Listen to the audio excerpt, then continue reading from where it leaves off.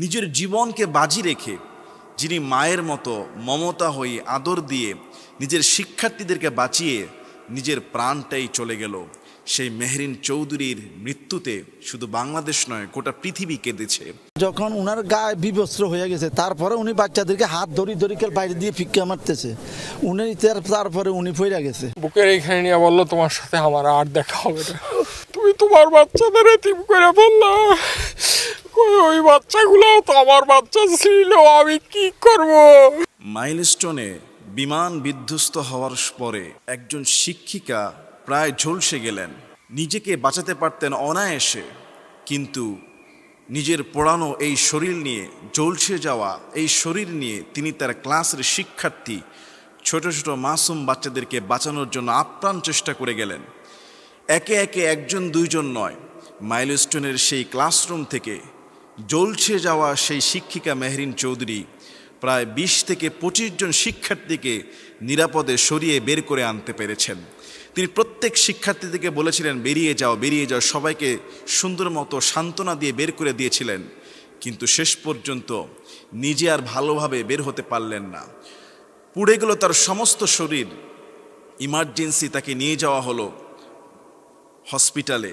Burn ইউনিটের যখন আইসিইউতে তাকে নিয়ে যাওয়া হচ্ছে, তার স্বামীকে দেখে বললেন, তোমার সঙ্গে আমার আর হয়তো কখনোই দেখা হবে না। স্বামী বলল, তোমার নিজের দুটো সন্তানকে কেন তুমি মাহরুম, বঞ্চিত করলা?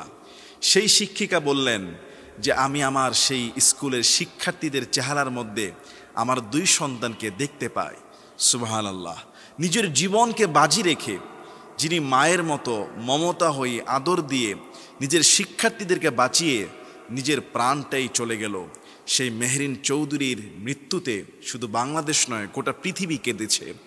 রাসূল সাল্লাল্লাহু আলাইহি ওয়াসাল্লাম তিনি বলেছেন, পৃথিবীতে কেউ যদি কোনো মুসলমানের একটি সংকটকে, একটা মুসিবতকে দূর করে দেয়, আল্লাহ সুবহানাহু ওয়া তাআলা তাকে দুনিয়া এবং আখিরাতে উভয় জগতের সংকটকে দূর করে দেবে। সুবহানাল্লাহ। কেউ যদি কারো বিপদে সাহায্য করে, আল্লাহ তাআলা তার সেই বান্দাবান্দিকে সাহায্য করে। সুবহানাল্লাহ। মেহরিন চৌধুরী সেই শিক্ষিকা চাইলেই তিনি সেই ক্লাসরুম থেকে অনায়াসে নিজে সবার আগে সেফটি জোনে চলে যেতে পারতেন। তিনি শরীরে প্রথমবার যে ইনজুরি হয়েছিলেন, দ্বিতীয়বার আরও জঘন্যভাবে ইনজুরি হয়েছেন আরেকটি ব্লাস্ট হওয়ার কারণে। তারপরে তিনি তার শিক্ষার্থীদেরকে ছেড়ে চলে আসেন নাই। ওই স্কুলের শিক্ষার্থীরা বলেছিল, তিনি আমাদের মায়ের মতো, আমরা তাকে আম্মু বলে ডাকতাম। অনেক শিক্ষার্থীকে তিনি এভাবে বের করে দিয়ে প্রমাণ করে দেখিয়েছেন যে মানুষের বিপদে কিভাবে ঝাঁপিয়ে পড়তে হয়। একই সময় অনেকে কিন্তু সিএনজি প্রাইভেট কারে একটু থামানোর চেষ্টা করেছে হসপিটালে নেওয়ার জন্য, কিন্তু অনেকে কিন্তু এই সহযোগিতা করে নেই। আরেকজন সেই স্কুলের শিক্ষার্থী 6ষ্ঠ শ্রেণীর নাজিয়া, সে খালি বার্ন ইউনিটে যখন ঝলসে যাওয়া তার শরীর নিয়ে চিকিৎসা অবস্থায় বলছে, আমার ভাই সে কোথায়? তার ভাইয়ের নাম ক্লাস 2তে পড়া, সে ভাইটা সম্ভবত নাম ছিল নাফি। বলছে, নাফি কোথায়? নাফি যদি আমাকে দেখতে না আসতো, আমার কাছে না আসতো, নাফির কিছুই হতো না। অর্থাৎ তার বোনকে বাঁচানোর জন্য ক্লাস 2-এর একটা বাচ্চা, সেও যখন গেল, সেও কিন্তু ঝলসে গেল। একজন মারা গেলেন সোমবার রাতে, আরেকজন মারা গেলেন মঙ্গলবার রাতে। একই ফ্যামিলির মা বাবার 2টা সন্তান এভাবে চলে গেল, কারো কারো 3 সন্তান চলে গেল। এই শোক এর সবর, এই শোক আসলে সবার মতো নয়। তারপরে ইসলাম বলছে সবর অত্যন্ত গুরুত্বপূর্ণ একটা জিনিস। ইন্নাল্লাহা মা'আস সাবিরিন, নিশ্চয়ই যারা সবরশীল আল্লাহ তাআলা তাদের সাথে আছে। ওয়াবাশশিরিস সাবিরিন, সবর যারা ধারণ করে তাদেরকে সুসংবাদ দাও। আর যারা এই মুসিবতে পড়ে গিয়েছে তাদের জন্য একটি দোয়া, ইন্না লিল্লাহি ওয়া ইন্না ইলাইহি রাজিউন, আল্লাহুম্মা আজিরনি ফি মুসিবাতি ওয়া আখলিফ লি খায়রাম মিনহা। রাসূল সাল্লাল্লাহু আলাইহি ওয়াসাল্লাম তিনি বলেছেন, বিপদে পড়ে, মুসিবতে পড়ে কেউ যদি এই দোয়াটা পড়ে, আল্লাহ তাআলা তাকে এর থেকে উত্তম কোনো ব্যবস্থা, উত্তম ক্ষতিপূরণের ব্যবস্থা করে দিবেন। হতে পারে এই সন্তানগুলো হারানোর কারণে পিতামাতা এর উসিলায় আল্লাহ তাআলা তাদের আখিরাতকে সুন্দর করে দিতে পারে।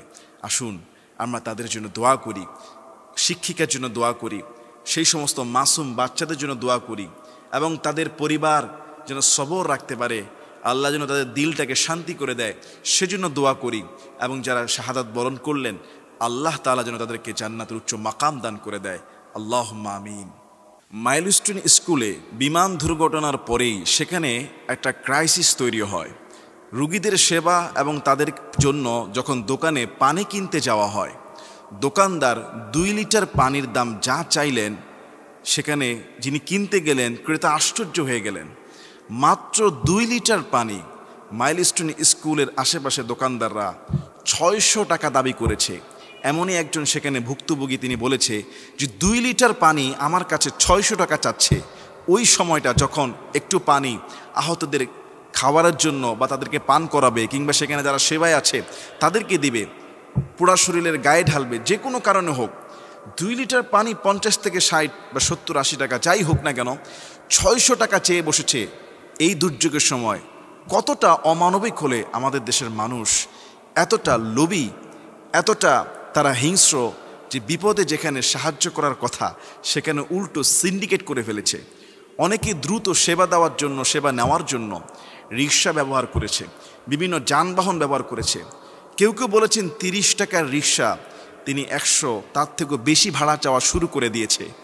আসলে সুযোগে যারা এই সন্ধানী হয়ে থাকে, যারা মানুষের বিপদকে আরও বিপদ বাড়িয়ে দেয়, এরা দুনিয়াতেও শান্তি পাবে না, আখিরাতেও শান্তি পাবে না। ইসলামের মধ্যে আছে কুল্লু মা'রুফিন সাদাকাহ, প্রত্যেকটা ভালো কাজ সাদাকা সমতুল্য। যেখানে মাইলস্টোনের স্কুলের শিক্ষিকা নিজের শরীর পুড়ে যাওয়ার পরেও এক একটা বাচ্চাকে জীবন বাজি রেখে বের করেছেন, নিজে পড়ে গিয়েছেন, সেখানে বাহিরের সুস্থ মানুষগুলো, কিছু কিছু মানুষ প্রাইভেট কার অসুস্থ মানুষকে উঠায় নাই। এবং দোকানদার মাত্র 2 লিটার পানি সেখানে সেদিন ফ্রি দেওয়ার কথা ছিল, ভাই এমনি নিয়ে যান, 600 টাকা দাম চেয়েছে। কত বড় সিন্ডিকেট, কত বড় অমানবিক যে একটা ক্ষতিগ্রস্ত জায়গায় 2 হাত খুলে যেখানে মানুষ সহযোগিতা করবে। কেউ কেউ তো আবার মোবাইল খুলে ভিডিও করেছে, অসুস্থ মানুষকে একটু এগিয়ে দিবে, একটু অ্যাম্বুলেন্সে উঠিয়ে দিবে, একটু গাড়ি ঠিক করে দিবে। তা না করে আমাদের এই দেশের কি যে হচ্ছে আগামী দিনে, কত ঘরে ঘরে এখন ব্লগার, ঘরে ঘরে এখন চ্যানেল, ভিডিও। একটা অসুস্থ হয়ে যাচ্ছে, মানুষ পড়ে যাচ্ছে, দুর্ঘটনায় মানুষের লাশ পড়ে যাচ্ছে, পৈশাচিকের মতো তারা সেখানে ভিডিও করছে, সেখানে সেবা দিবে, হসপিটালে নেবে, একটু পানি খাওয়াবে, একটু দোয়া পরে তাকে ঝাড়ফুঁক করবে। তা না করে সবাই এখন মোবাইলে ভিডিও করে। ইভেন আমরা দেখেছি হসপিটালে নেওয়ার পরে শরীরগুলো পুড়ে যাওয়া, এগুলি কতটা ক্রাইসিস, ডক্টররা কতটা প্রেশারে পড়ে গিয়েছে, কত বেশি রোগী হসপিটাল ভর্তি।